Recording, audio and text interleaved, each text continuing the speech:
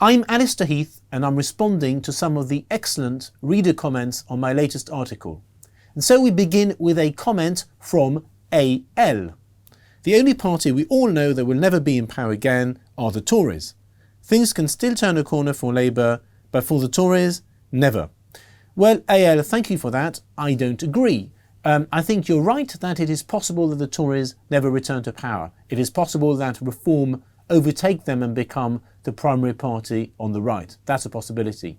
But it's equally possible that Labour never return to power either, and that's exactly the point of my article and the point of my thesis, or at least my guess, which is that it is possible that Keir Starmer is the last ever Labour Prime Minister. Why do I think this? Well, there used to be two parties that were big coalitions. You had the Labour coalition and you had the Tory coalition. There was nobody to the Tories' right and there was nobody to Labour's left. All of that has changed. There are now powerful parties on the right and powerful parties on the left. On the left, you've got the Greens and the pro-Gaza independents, the Corbynites. On the right, of course, you've got Reform. And it has come at a time when the electorate is angry and disenchanted with the status quo. They want change, and therefore the future of both Labour and the Tories is in severe doubt. Right, next question. Labour will survive and indeed prosper as the right-wing vote divides. Well, the left-wing vote is actually now more divided than the right-wing vote. So the right-wing vote, you've got two parties, one Reform, which is on 28 to 30%, and the Tories, which are, on less than 20% maybe. That's one division. The other division is you've got Labour on 22%, but then you've got the Greens, the Liberal Democrats, and the pro-Gaza independents.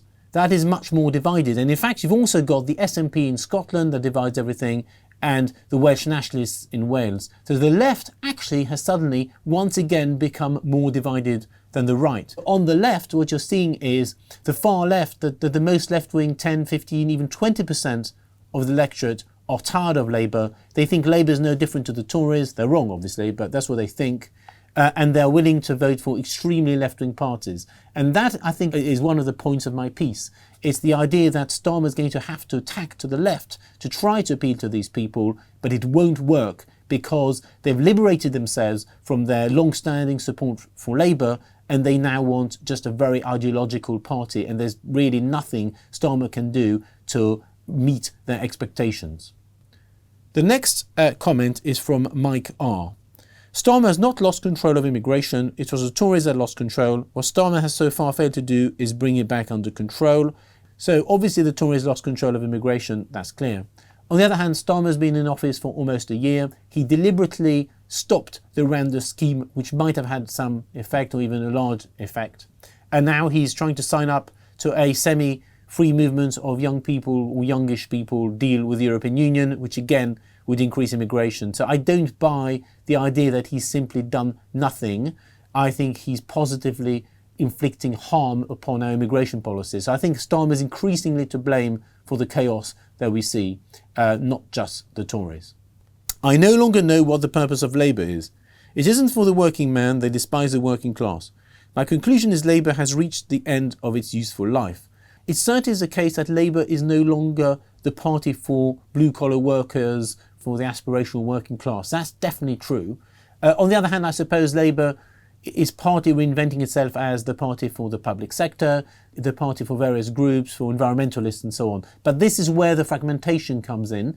You now have better, purer alternatives for all these interest groups. So this is the fundamental problem for Labour. It's a one-size-fits-all party of the left at a time when electors of the left are demanding tailored solutions to their interests.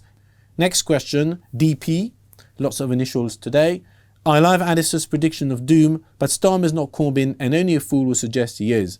You only have to consider how Corbyn would have reacted to Gaza and Trump to know that. So obviously, yes, Starmer is not Corbyn, Starmer is Starmer, and Starmer purged those people who were closely allied to Corbyn from the Labour Party. But that is not the point. The point is Starmer is increasingly moving in a Corbyn-light place. He is adopting moderate versions of what Corbyn would have done. That is because there's only one group of voters that Starmer has any chance, he thinks, of convincing to return to the Labour Party, and that's very left-wing voters who are currently going to the Greens or the pro-Corbyn independents. Hence why he is adopting some Corbynite policies. That doesn't mean he's like Corbyn. Corbyn was beyond the pale in different ways, but it just means that Starmer is shifting to the left. That's all for today. As always, thank you to all our subscribers for your comments. Keep them coming, and as always, we will try to get back to you and to respond to as many questions as possible. Thank you.